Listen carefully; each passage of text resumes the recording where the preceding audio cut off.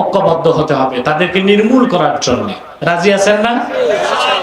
তারা নাম পরিবর্তন করে করে মিথ্যা পরিচয় দেয়। কখনো নিজেদের পরিচয় দেয় আহমদী জামাত, কখনো বলে আহমদিয়া জামাত, কখনো বলে আহমদী সম্প্রদায়, কখনো বলে আহমদিয়া সম্প্রদায়, কখনো বলে আহমদী মুসলিম জামাত, কখনো বলে আহমদিয়া মুসলিম জামাত।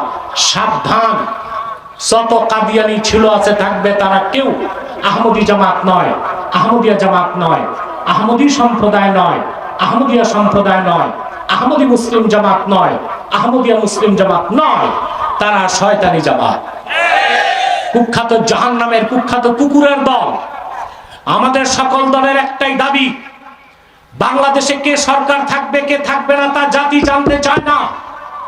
শুধু একটাই দাবি, অনতিবিলম্বে স্বাধীন বাংলায় শয়তান কাদিয়ানীদেরকে রাষ্ট্রীয়ভাবে অমুসলিম ঘোষণা করতেই হবে, করতেই হবে, করতেই হবে। এই দাবি আদায়ে যদি তাহরিকে খাতমে নবুওয়াত বাংলাদেশের ব্যানারে জান ও মাল দিতে হয়, কারা কারা প্রস্তুত আছেন হাত তুলে দেখান ময়দান।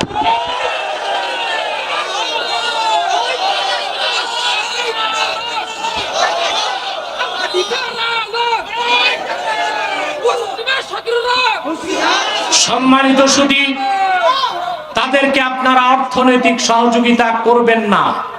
করেন? জি করেন।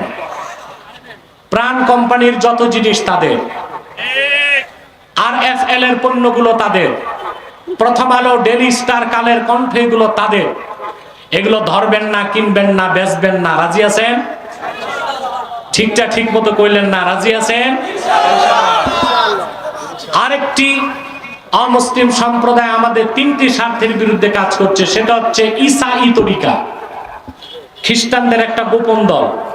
এরা দাড়ি টুপি লাগায় মুসলিম নামে মাঠে নামছে বাংলাদেশে।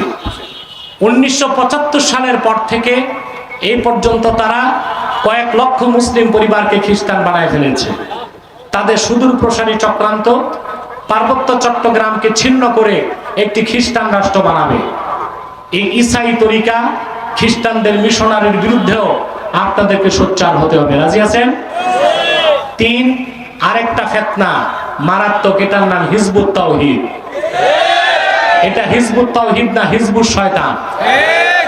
এরকম আরো কিছু নামছে ফেরকা। আহলে কোরআন দাবিদার একটা ফেরকাও আছে, যারা হাদিস অস্বীকার করে, একটা হাদিসও বিশ্বাস করে না। তাদের দাবি বুখারী মুসলিম পুরাটাই জাল। এরা মুসলিম না অমুসলিম? চিল্লায় বলেন, তারা মুসলিম হতে পারে? পারে? তাদের বাংলাদেশের সবচেয়ে বড় নেতা গত 15 দিন আগে আমার কাছে গিয়েছিল।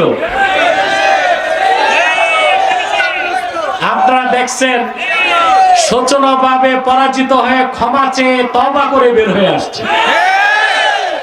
এরা নিজেদেরকে দাবি করে আহলে কোরআন, আসলে তারা আহলে কোরআন না, তারাও আহলে শয়তান।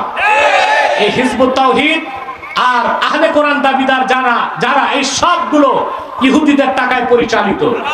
তাদের মূল উদ্দেশ্য হচ্ছে বাংলাদেশে যেন কখনোই ইসলামী রাষ্ট্র কায়েম না হয়, মুসলমানদেরকে বিভ্রান্ত করা, কাফের বানানো, খ্রিস্টানদেরকে সুযোগ করে দেওয়া, আর বাঙালি জাতি সত্তাকে মুসলিম পরিচয়টা মিটিয়ে দেওয়া। তা রুখে দেওয়ার জন্য সকল দল ও মতের মুসলমানকে ঐক্যবদ্ধ হতে হবে। রাজি আছেন? আল্লাহ আমাদেরকে কবুল করুন, আল্লাহ আমাদেরকে মঞ্জুর করুন, বলুন আল্লাহুম্মা আমিন।